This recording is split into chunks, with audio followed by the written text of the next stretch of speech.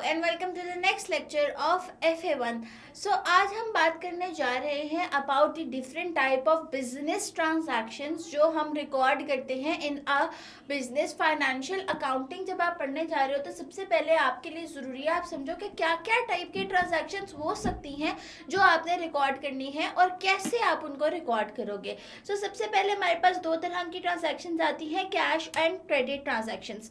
Cash transactions का मतलब ये है कैश ट्रांजैक्शंस नाम से समझ आ रहा है वो चीज़ें जो आप कैश पे खरीदोगे वो या कैश पे बेचोगे वो कैश ट्रांजैक्शंस है। मतलब मैंने आपको एक चीज़ दी और आपसे फ़ौरन कैश ले लिया, so that is a cash transaction. इसी तरह अगर मैं आपसे कोई चीज़ खरीदूं और आपको फ़ौरन कैश दे दूं तो that is also a cash transaction. Credit transaction क्या होती है? क्रेडिट ट्रांजैक्शन का मतलब है कैश ट्रांजैक्शन में another thing very important is that के बैंक से की गई ट्रांजैक्शन जिसमें फ़ौरन आपके पैसे कट जाते हैं या फ़ौरन आपको पैसे मिल जाते हैं, that is also a cash transaction.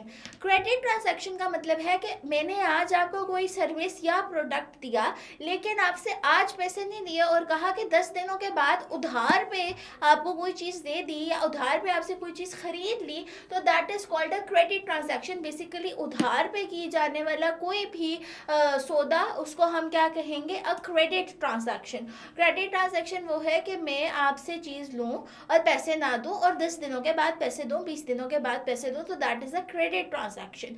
ठीक है, तो इसमें पैसे जो हैं वो डिले के साथ पेमेंट मूव होती है। पेमेंट रिसीव या पेमेंट जो सेंड करते हो आप वो डिले के साथ की जाती है, तो उसको हम क्रेडिट ट्रांजैक्शन कहते हैं। जब आपने अकाउंटिंग करनी है आपने कैश और क्रेडिट दोनों ट्रांजैक्शंस को अकाउंट फॉर करना है, क्योंकि हमने जब अपना हिसाब किताब रखना है तो हमने दोनों का हिसाब किताब रखना है कि कैश पे कितनी चीज़ बेची है, क्रेडिट पे कितनी बेची, अभी हमें कितने पैसे आने हैं, कितने पैसे आ गए हैं। ये सब चीज़ें आपके लिए बिजनेस में रिकॉर्ड करना बहुत ज़रूरी होता है। So next we have is the different types of transactions. अब ये सारी चीज़ें वो हैं, ये सारे elements of the financial statements भी कहलाते हैं कि आपने एक फाइनेंशियल स्टेटमेंट्स जब प्रिपेयर करनी है तो आपको इन सारी चीज़ों के कैटेगरीज में अपनी ट्रांजैक्शंस को पार करना पड़ेगा। ये मेजर या मेन कैटेगरीज हैं जिसमें सारी ट्रांजैक्शंस आके पार्क या क्लासिफाई होंगी। देखो, अगर आप एक ट्रांजैक्शन देख रहे हो कि इसमें क्या हो रहा है, लेट्स से हमने चीज़ें बेची हैं किसी को, तो आपको कि अच्छा ये क्या है, ये सेल है। अगर हमने कुछ खरीदा है तो वो क्या है, वो परचेज है। तो आप उसको ऐसे कैटेगराइज करते जाते हो ट्रांजैक्शंस को, तो और फिर उनको फाइनेंशियल स्टेटमेंट्स प्रिपेयर करते हुए सेल, परचेजेस, इन सब के टोटल्स हमारे सामने आ जाते हैं और हम उसको इन्फॉर्मेशन को ईजिली जो है वो हम एनालाइज करते हैं, इंटरप्रेट करते हैं और देखते हैं कि कंपनी की कैसी परफॉर्मेंस रही ड्यूरिंग द ईयर। ठीक है, तो सेल क्या है? जब भी आपको इनफ्लो ऑफ इकोनॉमिक बेनिफिट होगा तो वो सेल होगा। आप क्या दोगे? इन एक्सचेंज ऑफ गुड्स और सर्विसेज फॉर मनी। भाई आसान अल्फाज में जब भी एक बिजनेस क्यों बनाया जाता है, अभी हमने पढ़ा बिजनेस प्रॉफिट कमाने के लिए बनाया जाता है।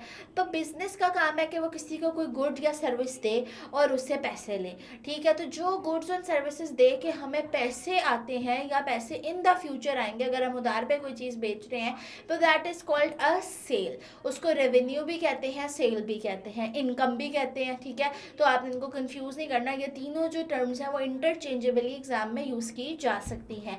परचेजेस क्या होती हैं? परचेजेस का मतलब है कि जब आप गुड्स खरीदते हो फॉर रीसेल और फॉर कंजम्पशन।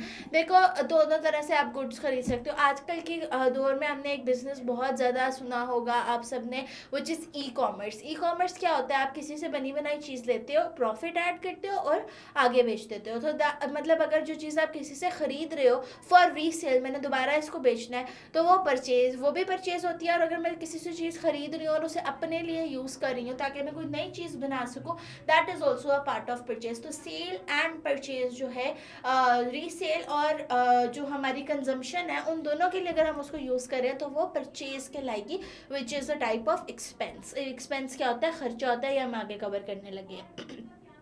रिसीट का क्या मतलब है? जब भी आपको पैसे मिलते हैं तो often but not exclusively from cash cell, cash cell से किसी भी तरीके से अगर आपको पैसे मिल रहे हैं तो आप उसे कहोगे रिसीट है ये मेरी, ये उससे मुझे मतलब पता चलता है कि आपका कैश इनफ्लो हुआ है, आपको कैश मिला है। सेल याद रखनी है आपने, कैश पे भी हो सकती है, क्रेडिट पे भी हो सकती है, तो उसको आप रिसीट इसलिए नहीं कह सकते। लेकिन जो रिसीट है वो आपको वो कैश के से ही उसका ताल्लुक है। और पेमेंट का क्या मतलब है? पेमेंट का मतलब ये है कि आप किसी को पैसे दे रहे हो, कैश फिजिकली मूव हो रहा है फ्रॉम द बैंक अकाउंट या फ्रॉम करेंसी नोट्स, लेकिन उसमें कैश की मूवमेंट इन्वॉल्व है तो आप उसे पेमेंट कह रहे हो। इनकम क्या होती है? इनकम का मतलब है कि जर्नल टर्म है जो देन सेल्स, इसमें और भी तरह की इनकम्स आती हैं, जैसे अगर आपने कोई रेंट पे प्रॉपर्टी दी है, इंटरेस्ट आपको मिल रहा है, तो इसको आप इनकम कहोगे, इसको आप सेल नहीं कहोगे। Sale is a type of income, ठीक है। सेल आप बिजनेस का मेन जो पर्पज़ है वो करते हुए कमाते हो तो उसको सेल या रेवेन्यू कहते हैं।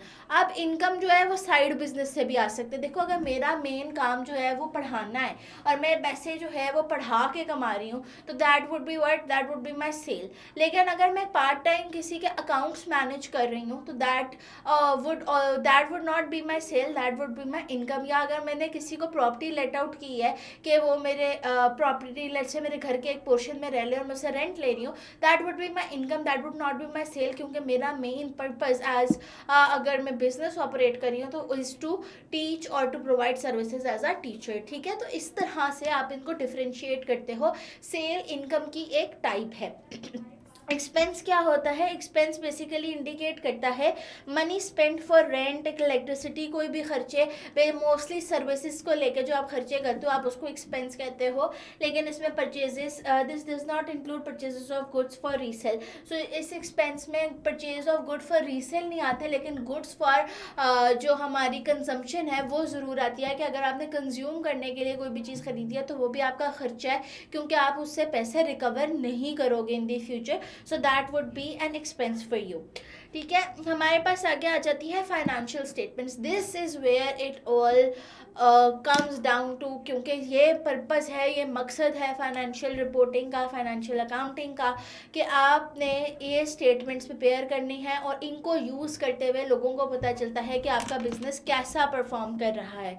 तो इसमें सबसे पहले statement of profit and loss. सबसे पहले statement of profit and loss हमें ये बताती है कि आपके बिजनेस ने पूरे साल में कितना प्रॉफिट कमाया आपके इनकम एंड एक्सपेंस को कंपेयर करके। यहीं पे आप लोगों को समझ लो एक बेसिक चीज़, कि जब आप इनकम मतलब आपको जितने पैसे आ रहे हैं उसमें से माइनस करते हो एक्सपेंस, जितने पैसे आप खर्च कर रहे हो, तो उसको आपके पास दे देता है प्रॉफिट की फिगर, कि इतना पैसा कमाया और इसी तरह आपने उसमें से इतना खर्च किया तो पीछे बच गया प्रॉफिट। ये वो चीज़ है जो आपने कमाई है बिजनेस से, और this is what you are going to take home at the end of the day.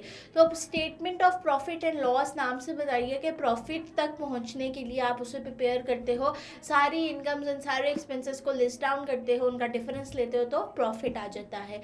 I hope it is as easy as it sounds, but it is not. इसमें बहुत सारे स्टेप्स इन्वॉल्व होते हैं और accounting पढ़ने का मकसद ही उन स्टेप्स को समझना है।